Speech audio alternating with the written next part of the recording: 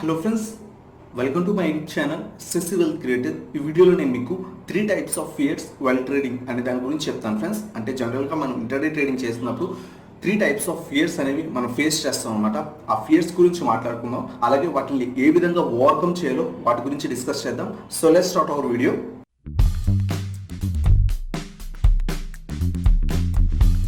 So friends, ఈ వీడియోలో చెప్తాను కదా 3 types of fears while trading. అంటే మనం ఇంటర్డే ట్రేడింగ్ చేస్తున్నప్పుడు జనరల్గా ఒక 3 టైప్స్ ఆఫ్ ఫియర్స్ని మనం ఫేస్ చేస్తాం అనమాట. అంటే భయాన్ని ఫేస్ చేస్తాం. ఆ భయం కనుక ఓవర్కమ్ మనం చేసినట్టయితే కనుక మనం ఇంటర్డే ట్రేడింగ్ చేసినప్పుడు సక్సెస్ఫుల్ ట్రేడర్ అనేది అవుతాం అనమాట. సో ఆ 3 టైప్స్ ఆఫ్ ఫియర్స్ ఏంటో ఇప్పుడు చూద్దాం ట్రేడింగ్ చేస్తున్నప్పుడు. సో దాంట్లో ఫస్ట్ ఫియర్ వచ్చేసరికి, నెక్స్ట్ ఫియర్ మనం ఫేస్ చేసేది ఏంటంటే ఇంటర్డే ట్రేడింగ్ చేస్తున్నప్పుడు fear of losing after taking position. కొంతమంది ఉంటారు అనమాట, ఏంటంటే వాళ్ళు సెలెక్ట్ చేసుకున్న స్టాక్ ఉంటుంది, స్ట్రాటజీ ఫాలో అవుతారు, ఆ స్ట్రాటజీతో ఎంట్రీ అనేది వెంటనే తీసేసుకుంటారు. బట్ ఆఫ్టర్ తీసుకున్న తర్వాత స్టాక్ ఎప్పుడు కూడా పైకే వెళ్తుంది అనమాట. స్టాక్ ఎప్పుడు కూడా ఇలా మూవ్ అవుతూ వెళ్తుంది కదా. సో వెంటనే వాళ్ళకి లాసెస్ అనేవి కనబడతాయి, ప్రాఫిట్స్ తర్వాత వస్తాయి, బట్ లాసెస్ అవి కనబడతాయి అనమాట. ఫర్ ఎగ్జాంపుల్ 100 రూపీస్ స్టాక్ మీద ట్రేడ్ చేస్తున్నట్టయితే కనుక వాళ్ళకి 105 టార్గెట్ పెట్టుకుంటే కనుక వాళ్ళకి స్టాక్ అనేది వెంటనే 100 నుంచి 101, 102, 103 వెళ్ళిపోకుండా ఫియర్ ఆఫ్ ఎంట్రీ ఫ్రెండ్స్. అంటే జనరల్గా ఏంటంటే చాలామంది ఏం చేస్తారంటే నార్మల్గా స్టాక్ అనేది సెలెక్ట్ చేసుకుంటారు. ఆ తర్వాత వాళ్ళు ఏదైతే ప్రాసెస్ ఫాలో అవుతున్నారో అదంతా కూడా ఫాలో అవుతారు. లైక్ స్ట్రాటజీ కానీ, ప్రైస్ యాక్షన్ స్ట్రాటజీ కానీ, ఇండికేటర్ కానీ ఏదైనా ప్లేస్ చేస్తారు, అన్నీ ప్లేస్ చేస్తారు. బట్ ఎంట్రీ తీసుకుందాము అనగానే వాళ్ళకి ఫియర్ మొదలవుతుంది అనమాట. ఏంటంటే అయ్యో నా దగ్గర ఒక 50,000 ఉన్నాయి, ఇప్పుడు ఎంట్రీ తీసుకుంటే ఒకవేళ ఇది రాంగ్ అయితే నాకు 2,000, 3,000 లాస్ వస్తే ఏంటి అని భయపడి అక్కడ ఎంట్రీ అనేది తీసుకోవాలన్నమాట. ఒక 15, 20, 30 మినిట్స్ తర్వాత ఆ స్టాక్, సేమ్ స్టాక్ ఏదైతే వాళ్ళు తీసుకుందాం అనుకున్నారో ఆ స్టాక్ చూడంగానే ఆ స్టాక్ 3%, 4% రిటర్న్స్ అనేది ఇస్తుంది. సో వాళ్ళు అప్పుడు చాలా బాధపడతారు అనమాట. సో ఫస్ట్ ఫియర్ మనం ఫేస్ చేసేది ఏంటంటే ఏదైనా ట్రేడింగ్ తీసుకుందాం, ఇంటర్డే ట్రేడింగ్లో ఏదైనా స్టాక్ సెలెక్ట్ చేసుకుని ట్రేడ్ చేద్దాం అనుకున్నప్పుడు మనం అన్నీ కూడా ఏదైతే స్టాక్ సెలెక్ట్ చేసుకున్నాం, అలాగే మన స్ట్రాటజీ అనేది ఫాలో అవుతున్నాం, బట్ మనం ఎంట్రీ అయినప్పుడు భయపడి ఆ స్టాక్ని తీసుకోకుండా వదిలేస్తాం ఫ్రెండ్స్. బట్ మనం కొంచెంసేపు అయిన తర్వాత చూసిన తర్వాత ఆ స్టాక్ అనేది మనకి ఒకవేళ తీసుకుని ఉంటే మంచి రిటర్న్స్ అనేవి ఇచ్చేది అనమాట. సో ఆ ఫియర్ అనేది మనం ఏ విధంగా ఓవర్కమ్ చేయాలంటే, మీరు ఏదైతే స్టాక్ సెలెక్ట్ చేసుకున్నారో ఆ స్టాక్ సెలెక్ట్ చేసుకున్న తర్వాత ఏదైతే మీ స్ట్రాటజీ ఫాలో అవుతున్నారో దాంట్లో కనుక మీకు పర్ఫెక్షన్ ఉన్నట్టయితే కనుక మీరు ఎప్పుడు కూడా లాస్కి అనేది మనం భయపడకూడదు అనమాట. సో ఎంట్రీ అనేది వెంటనే తీసుకోవాలి. ఎందుకంటే ఒక స్టెప్ ఫార్వర్డ్ వేస్తే మాత్రమే ఇంటర్డే ట్రేడింగ్లో మనం సక్సెస్ఫుల్ అవుతాం అనమాట. మనం ప్రాఫిట్స్ అలాగే లాసెస్ ఈ రెండు కూడా మనకి నార్మల్ అనమాట స్టాక్ మార్కెట్లో. సో అందువల్ల మనం ఎంట్రీ తీసుకున్నప్పుడు ఏమీ భయపడకుండా జస్ట్ ఏదైతే స్టాక్ సెలెక్ట్ చేసుకున్నాం, మన స్ట్రాటజీ ఫాలో అవుతున్నాం, ఆ రెండు కూడా మీకు కాన్ఫిడెంట్గా ఉన్నట్టయితే కనుక ఆ స్ట్రాటజీ అనేది ఆ స్టాక్లో అనేది మన ట్రేడింగ్ అనేది వెంటనే తీసుకోవాలి, ఎంట్రీ అనేది తీసుకోవాలి. సో ఇది మన ఫస్ట్ ఫియర్ అనమాట, ఫియర్ ఆఫ్ ఎంట్రీ. సో దీన్ని ఏ విధంగా ఓవర్కమ్ చేస్తామంటే మనం ఏదైతే ప్రాసెస్ ఫాలో అవుతున్నామో, ఏదైతే స్టాక్ సెలెక్ట్ చేసుకొని అదంతా చూస్తున్నామో అదంతా కూడా మనకి పర్ఫెక్ట్గా ఎగ్జాక్ట్గా అనిపించినప్పుడు మీరు భయపడకుండా మనం ఒక స్టెప్ ఫార్వర్డ్ వేసి దాంట్లో ట్రేడింగ్ అనేది తీసుకోవాలి. ఏదైనా మనకి 2 కేసెస్ ఉంటాయి, ఎదురు అది మనకి ప్రాఫిట్ ఇస్తుంది లేదా మినిమం లాస్తో ఎగ్జిట్ అనేది అయిపోవాలన్నమాట. సో ఇది మన ఫస్ట్ ఫియర్ అనమాట, ఫియర్ ఆఫ్ ఎంట్రీ అనమాట వైల్ ట్రేడింగ్ అనమాట. స్టాక్ అనేది కింద పడి అంటే 99, 98, 97కి వచ్చి అక్కడి నుంచి అనేది రివర్స్ అవుతుందన్నమాట. సో ఏదైతే వీళ్ళు స్టాప్ లాస్ పెట్టుకుంటారో 96, 95 అనేది స్టాప్ లాస్ పెట్టుకుంటారో, సో ఆ స్టాప్ లాస్ స్టిక్ దానికి ఫిక్స్ అయ్యింది. మనం ఏం చేయాలంటే హోల్డ్ అనేది చేయాలన్నమాట.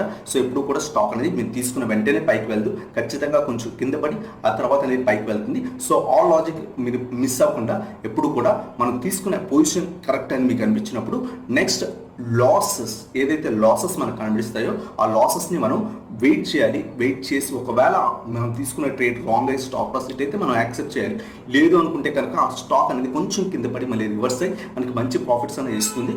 సో సెకండ్ ఫియర్ మనం ఏదైతే మనం ట్రేడింగ్ చేస్తున్నప్పుడు వచ్చేది ఏంటంటే fear of losing after taking position. అంటే మనం పొజిషన్ తీసుకున్న తర్వాత అయ్యో నాకు లాసెస్ వచ్చేస్తున్నాయని చాలా భయపడిపోయి ఏం చేస్తారంటే వాళ్ళకి స్టాప్ లాస్ పెట్టుకుంటారు. ఆ స్టాప్ లాస్ హిట్ అవ్వక ముందే ఎగ్జిట్ అనేది అయిపోతారు అనమాట. సో ఎప్పుడు కూడా అలా అవ్వకండి. సో ఏదైతే మీరు స్టాప్ లాస్ మెయింటైన్ చేస్తున్నారో దాన్ని అలాగే మెయింటైన్ చేయండి. ఒకవేళ స్టాక్ వచ్చి ఆ స్టాప్ లాస్ హిట్ అయితే ఓకే, లాస్ అనేది యాక్సెప్ట్ చేయండి. లేదు అనుకుంటే కనుక స్టాప్ లాస్ అలాగే ఉంచండి.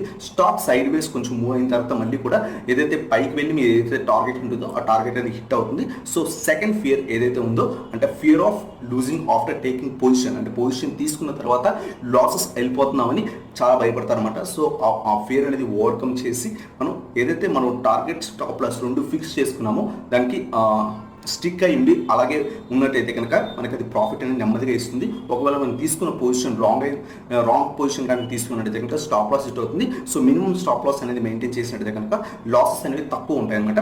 సో ఇది మన సెకండ్ ఫియర్ అనమాట. వైల్ ట్రేడింగ్ ఇంటర్డే ట్రేడింగ్ చేస్తున్నప్పుడు మనకి సెకండ్ ఫియర్ వచ్చేసరికి fear of losing after taking position.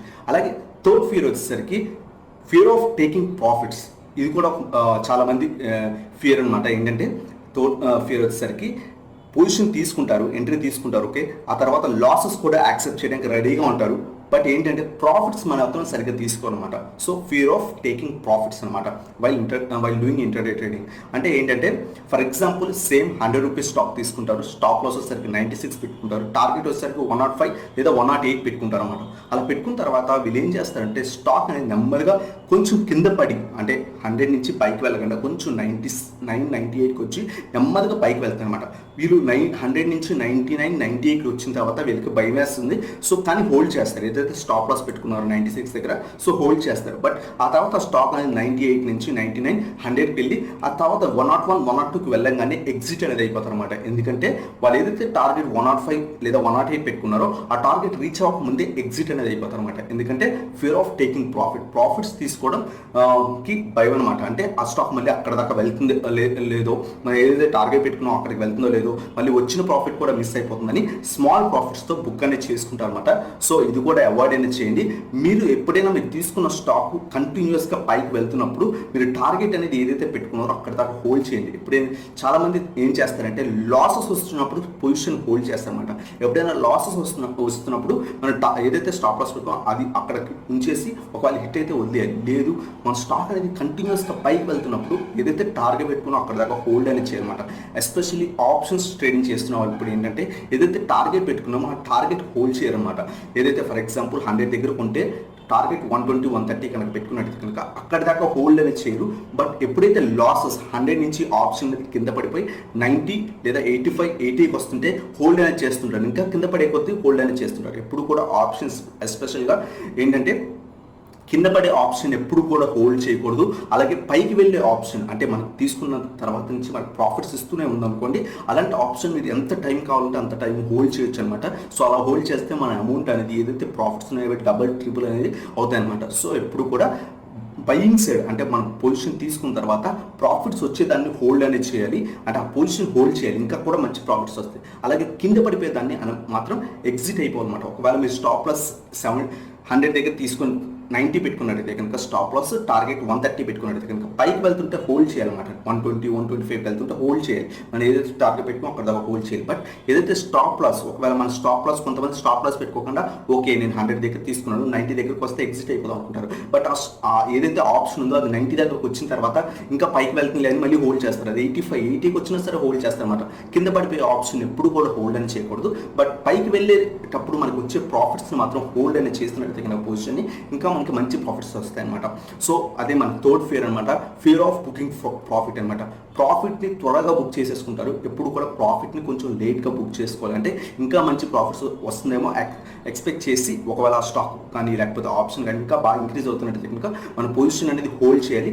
But ఎప్పుడైతే మనం తీసుకున్న పొజిషన్ రివర్స్ అయిపోయి కిందకి వెళ్ళిపోతుంటే మన స్టాప్ లాస్ మాత్రం స్ట్రిక్ట్గా అనేది మెయింటైన్ చేయాలన్నమాట. సో ఇవి 3 టైప్స్ ఆఫ్ ఫియర్స్. ఇవి 3 ఫియర్స్ అనమాట. ఫస్ట్ వన్ వచ్చేసరికి fear of entry, second one వచ్చేసరికి fear of losing after taking position, అంటే పొజిషన్ తీసుకున్న తర్వాత అయ్యో స్టాక్ కింద పడిపోతుందని భయపడటం. ఆ తర్వాత ఫియర్ ఆఫ్ టేకింగ్ ప్రాఫిట్స్, ఎందుకంటే ప్రాఫిట్స్ మాత్రం ఎగ్జాక్ట్గా మీరు ఏదైతే టార్గెట్ పెట్టుకుని అక్కడ దాకా రీచ్ అయ్యేదాకా వెయిట్ చేసి మాత్రమే మనం తీసుకోవాలన్నమాట. ముందే బుక్ అనేది చేసుకోకూడదు. సో ఈ 3 ఫియర్స్ కనుక మనం ఇంటర్డే ట్రేడింగ్ చేస్తున్నప్పుడు ఓవర్కమ్ చేసినట్టయితే కనుక మనకి మంచి ప్రాఫిట్స్ అనేవి వస్తాయి అనమాట. సో ఇది ఫ్రెండ్స్ ఈ వీడియో కనుక మీకు నచ్చినట్టయితే లైక్ చేయండి. అలాగే మన ఛానల్ కొత్తగా వచ్చినట్టయితే సబ్స్క్రైబ్ చేయండి అండ్ బెల్ ఐకాన్ ప్రెస్ చేయండి. So that latest video updates అనేవి మీకు వస్తాయి అనమాట. Thank you so much watching. Have a nice day.